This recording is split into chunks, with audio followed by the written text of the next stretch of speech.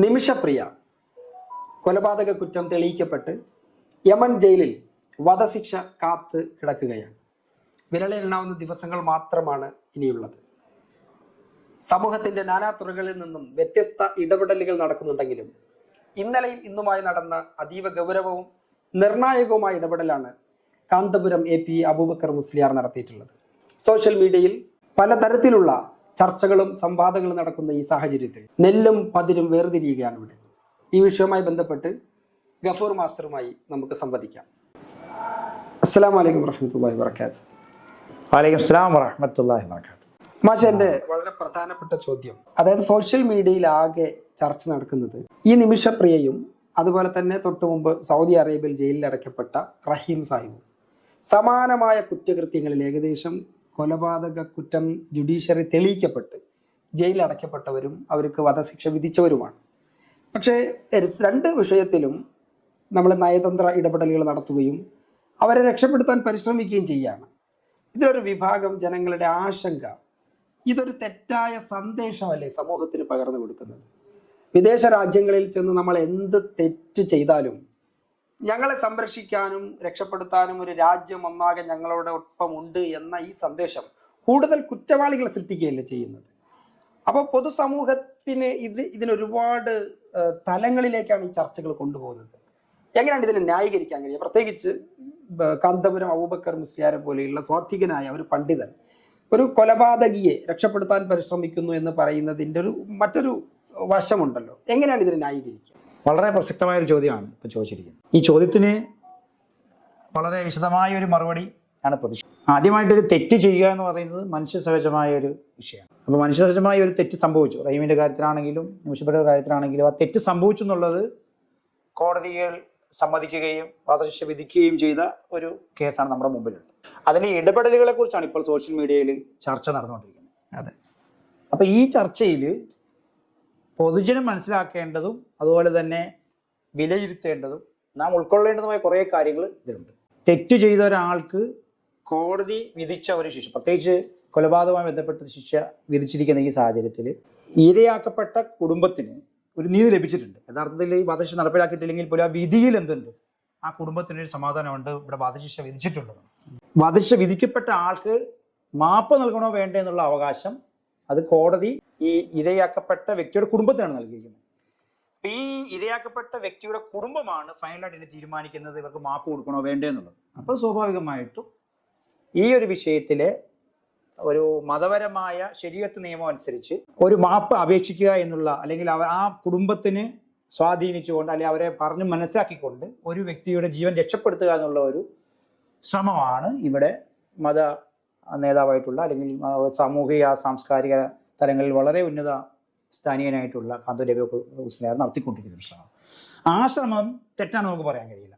മറിച്ച് അത് തെറ്റിനെ പ്രോത്സാഹിപ്പിക്കുന്നു എന്ന് ചോദിക്കുമ്പോൾ നമ്മൾ ചർച്ച ചെയ്യേണ്ട ഒരു വിഷയം തന്നെയാണ്. കൊലപാതകയായ ഒരാൾക്ക് വേണ്ടിയിട്ട് നമ്മൾ റെക്കമെൻഡ് ചെയ്യുകയും വധശിക്ഷയിൽ ഇളവ് വരുത്താൻ ശ്രമിക്കുകയും ചെയ്യുക എന്ന് പറയുന്നതിലെ ന്യായ അന്യായങ്ങളെക്കുറിച്ച് നമ്മൾ ചർച്ച ചെയ്യേണ്ടിയിരിക്കുന്നു. പക്ഷെ ഇവിടെ കൊലപാതകം ഏറ്റുവാങ്ങിയ അല്ലെങ്കിൽ കൊല ചെയ്യപ്പെട്ട ഒരു കുടുംബത്തിന് മതപരമായി ശരീഅത്ത് ഒരു അവകാശം കൊടുത്തിട്ടുണ്ട്. ആ അവകാശമാണ് ചോദിക്കുന്നത്. അപ്പോൾ സ്വാഭാവികമായിട്ടും അവിടെ ചോദിക്കാനുള്ള അവകാശം, അല്ലെ അവരെ പ്രചോദിപ്പിക്കാനുള്ള, അവരെ അതിൽ പ്രേരിപ്പിക്കാനുള്ള ഒരു സാധ്യത മതം അവിടെ നമുക്ക് നൽകുന്നുണ്ട്. അതുകൊണ്ട് തന്നെ ആ ഒരു ശ്രമം മതപരമായ കാര്യത്തിൽ നിന്നാണെങ്കിലും സാമൂഹികപരമായ വിഷയങ്ങളാണെങ്കിലും മാനുഷികമായ വിഷയമാണെങ്കിലും അതൊന്നുമില്ല ഒരു തെറ്റായി നമുക്ക് പറയാനായിട്ട് കഴിയും. മാഷ, ഇവിടെ ഒരു രാജ്യത്തിൻ്റെ പരമാധികാരമാണല്ലോ അവിടുത്തെ ജുഡീഷ്യറി.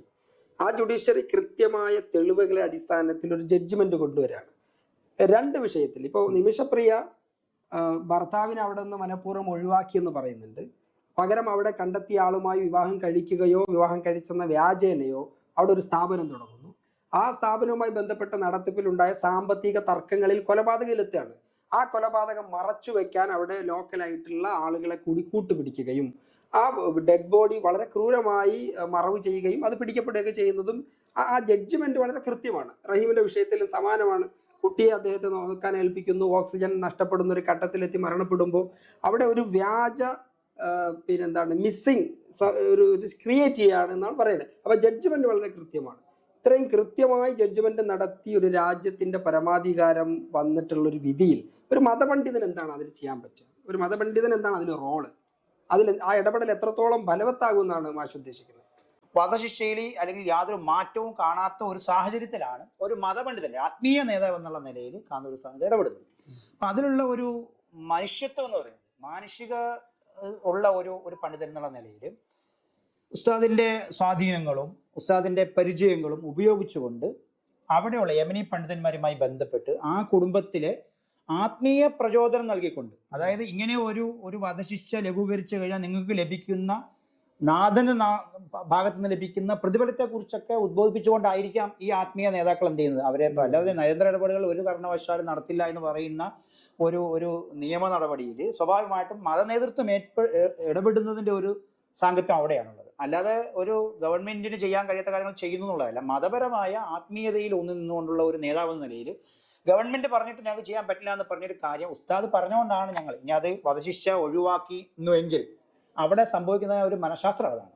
അവിടെയാണ് ഉസ്താദിനെ പോലെയുള്ള ഒരു മഹാമേരു, ലോക പ്രശസ്തനായ ഒരു പണ്ഡിതൻ, ഒരു ആത്മീയ നേതാവ് പറഞ്ഞിട്ട് ഞാനത് ചെയ്തില്ലല്ലോ എന്നുള്ള ഒരു കുറ്റബോധം ചിലപ്പോൾ ആ കുടുംബത്തിന് ഉണ്ടാവുകയോ അതിൽ നിന്നായിരിക്കും ചിലപ്പോൾ എന്ത് ചെയ്യുന്നത് ആ വ്യക്തിക്ക് ഈ ഒരു വധശിക്ഷയിൽ നിന്ന് ഒഴിവാക്കി കൊടുക്കാനുള്ള ഒരു മനസ്സവർക്ക് രൂപപ്പെടുകയും ചെയ്യുന്നത്. ആ ഒരു സാഹചര്യം ഉണ്ടാക്കാനും അതിനുള്ള ഒരു വഴി തുറക്കാനും വേണ്ടിയാണ് കാന്തപുരം ഉസ്താദ് ഇടപെട്ടിട്ടുള്ളത്. അല്ലാതെ ഒരു തെറ്റിനെ ന്യായീകരിക്കാനോ മറ്റൊരു തെറ്റ് ഇനിയും ജനങ്ങൾക്ക് ആവർത്തിക്കാനുള്ള ഒരു പാഠമായിട്ടല്ല, മറിച്ച് ഒരു മനുഷ്യത്വത്തിന്റെ ഭാഗം എന്നുള്ള നിലയിൽ മതത്തിന് ഇങ്ങനെ ഒരു സ്വാധീനമുണ്ട്. മനുഷ്യരിൽ ഭരണകൂടങ്ങൾക്ക് പോലും ചെലുത്താൻ കഴിയുന്ന സ്വാധീനങ്ങൾ മതത്തിന് ചെലുത്താൻ കഴിയും എന്നത് തെളിയിക്കപ്പെട്ടിട്ടുണ്ട്. ഉസ്താദിന്റെ ഇടപെടലുകൾ ഫലവത്താകട്ടെ, നമുക്ക് മാനുഷിക വശത്ത് നിന്ന് ചിന്തിക്കുമ്പോൾ മോചനം എളുപ്പമാവട്ടെ എന്നൊക്കെ ആഗ്രഹിക്കുകയാണ്.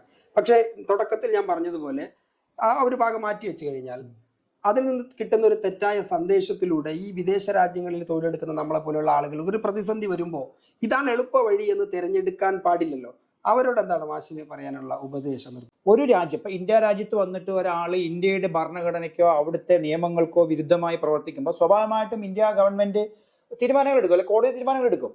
അപ്പം പ്രവാസികളായിട്ടുള്ള നമ്മളെപ്പോലുള്ള ആൾക്കാർ ഒരു വിദേശ രാജ്യത്ത് കഴിഞ്ഞാൽ അവിടുത്തെ നിയമ ചട്ടങ്ങളും പാലിച്ചുകൊണ്ട് നമ്മളുടെ നിത്യജീവിതത്തിനുള്ള വരുമാനം കണ്ടെത്തുക എന്നുള്ള ഒരു മനോഭാവത്തിലേക്ക് നമ്മൾ എത്തിച്ചേരുകയും തെറ്റുകളിലൂടെ സമ്പാദിക്കാം അല്ലെങ്കിൽ സ്ഥാനമാനങ്ങൾ നേടിയെടുക്കാം എന്നുള്ള ഒരു ധാരണ തിരുത്തുകയും വേണം. അത് ഇതൊരു പാഠമാക്കി എനിക്ക് എന്തും ചെയ്യാനുള്ള ഒരു ലൈസൻസ് ആയിട്ട് കൊണ്ടുനടക്കാൻ പാടില്ല എന്നുള്ളതാണ് ആദ്യത്തെ നിർദ്ദേശം. അതിന് മതപണ്ഡിതന്മാർ വരും, എൻ്റെ സാമൂഹ്യ സംഘടനകൾ വരും, രാഷ്ട്രീയക്കാർ വരും, ഭരണകൂടം വരും എന്ന് കാത്തിരിക്കരുത്. കാരണം അത് വളരെയധികം വിദൂരതയിലാണ്, ഒരിക്കലും സംഭവിക്കണമെന്നില്ല. ഇവിടെ നാം ഒരു തെറ്റിലേക്ക് പോകാതെ ഇപ്പൊ ഇതിൽ നമുക്ക് പാഠം ഉൾക്കൊള്ളേണ്ടത് എന്താണ്? നിമിഷപ്രിയയോ റഹീമിനോ സംഭവിച്ച ഒരു നിമിഷം സംഭവിച്ചു പോയ ഒരു തെറ്റ് അത് എങ്ങനെയൊക്കെ ഒഴിവാക്കാമായിരുന്നു? ഇത് നമ്മുടെ മുമ്പിലാണെങ്കിൽ നമ്മൾ എങ്ങനെയൊക്കെ അതിൽ നിന്നും മാറി ചിന്തിക്കണം, എന്തൊക്കെ മുൻകരുതലുകളാണ് നമ്മൾ എടുക്കേണ്ടത്, ഇതിനെക്കുറിച്ചൊക്കെയാണ് നമ്മൾ എന്ത് ചെയ്യേണ്ടത്. ഈ ഒരു വിഷയം വരുമ്പോൾ നമ്മൾ ചർച്ച തീർച്ചയായിട്ടും. അപ്പോൾ ഈ രണ്ട് വിഷയങ്ങളിൽ നിന്നും നമ്മുടെ നിലവിലെ പ്രവാസികൾക്ക് ധാരാളം പാഠങ്ങളുണ്ട്. ഇതിൽ നിന്ന് തെറ്റായ സന്ദേശങ്ങൾ ഉൾക്കൊണ്ട് ആ ഒരു അബദ്ധങ്ങളിൽ ചെന്ന് ചാടരുതെന്നും പറയാം. അതുപോലെ തന്നെ കാന്തപുരം ഉസ്താദ് ഉൾപ്പെടെയുള്ള ആളുകൾ നടത്തിക്കൊണ്ടിരിക്കുന്ന പരിശ്രമങ്ങൾ വിജയിക്കട്ടെ, നിമിഷപ്രിയ മോചിതയാവട്ടെ എന്ന് ആശംസിക്കുന്നു. അപ്പം മാഷ്, വളരെ ഉപകാരം. നിർണായകമായ ഒരു സമയമാണ്. ഈ സമയത്ത് വളരെ പ്രധാനപ്പെട്ട ഒരു വിഷയത്തിൽ ചർച്ച ചെയ്ത് ജനങ്ങൾക്ക് കൂടുതൽ, പ്രത്യേകിച്ച് പ്രവാസികൾക്ക് കാര്യങ്ങൾ മനസ്സിലാക്കാൻ സാധിച്ചു. വളരെ നന്ദി സംസാരിച്ചു. Thank you.